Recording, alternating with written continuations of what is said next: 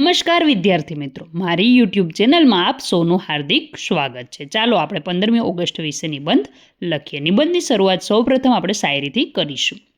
કેસરિયા સૂર્યનો રંગ, સફેદ શાંતિનો સંદેશ. કેસરિયા સૂર્યનો રંગ, સફેદ શાંતિનો સંદેશ, લીલોતરી સમૃદ્ધિથી મહેકે આપણો દેશ. લીલોતરી સમૃદ્ધિથી મહેકે આપણો દેશ. તિરંગાની શાન સદાય ઊંચી રહે. તિરંગાની શાન સદાય ઊંચી રહે આકાશમાં. અને ભારત માતાને વંદન કરીએ હૃદયના દરેક શ્વાસમાં. હૃદયના દરેક શ્વાસમાં. હવે આપણે નિબંધ લખવાની શરૂઆત કરીશું મિત્રો. ભારતવાસીઓ માટે 15 ઓગસ્ટ ગૌરવ, આનંદ અને રાષ્ટ્રીય એકતાનો પવિત્ર દિવસ છે. વર્ષ 1947માં આ જ દિવસે આપણો દેશ અંગ્રેજોના લાંબા શાસનમાંથી સ્વતંત્ર બન્યો હતો. તેથી દર વર્ષે સમગ્ર દેશમાં સ્વાતંત્ર્ય દિવસ ખૂબ જ ઉત્સાહ અને ગૌરવથી ઉજવવામાં આવે છે. આમ આપણે શરૂઆત કરીશું. હવે સ્વાતંત્ર્ય સેનાનીનું યોગદાન આપણે જોઈએ. ભારતની આઝાદી સહેલાઈથી મળી નહોતી.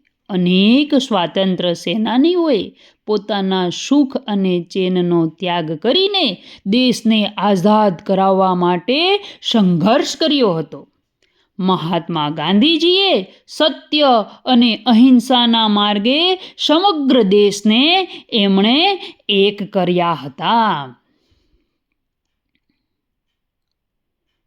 જ્યારે શહીદ ભગતસિંહ, ચંદ્રશેખર આઝાદ અને સુભાષચંદ્ર બોઝ જેવા વીરોએ પોતાના પ્રાણોની આહુતિ આપી અને તેમના બલિદાનના કારણે આજે આપણે સ્વતંત્ર ભારતના નાગરિક છીએ.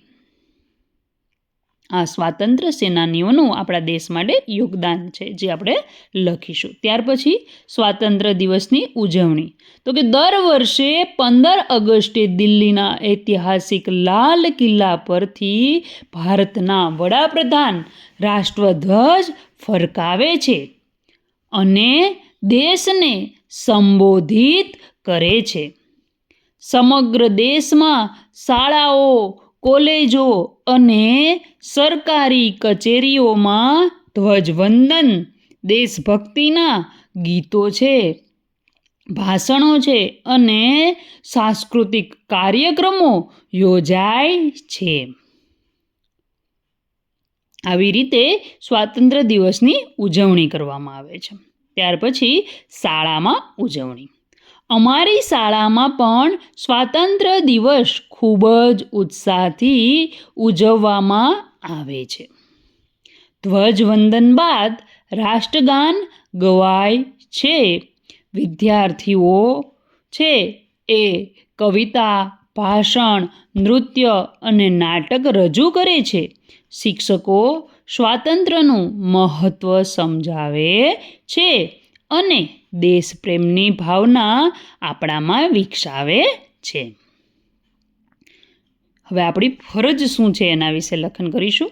સ્વાતંત્ર્ય દિવસ માત્ર ઉજવણીનો દિવસ નથી, પરંતુ આપણી જવાબદારીઓને યાદ કરવાનો દિવસ પણ છે. આપણે સારા નાગરિક બનીને દેશના કાયદાનું પાલન કરવું, સ્વચ્છતા જાળવવી, પર્યાવરણનું રક્ષણ કરવું અને દેશના વિકાસમાં યોગદાન આપણે આપવું જ જોઈએ. એ આપણી ફરજ છે. છેલ્લે ઉપસંહાર લખીશું. ચાલો આજે આપણે સૌ સંકલ્પ કરીએ કે ભારતની એકતા, અખંડિતતા અને ગૌરવને હંમેશા જાળવી રાખીશું અને દેશના વિકાસ માટે નિષ્ઠાપૂર્વક કાર્ય કરીશું. તો આવી રીતે મિત્રો આપણે નિબંધ લખવાનો છે. અંતે એક પંક્તિ દ્વારા કે જય Hind, Vande Mataram, happy independence day આપણે નિબંધ પૂર્ણ કરીશું.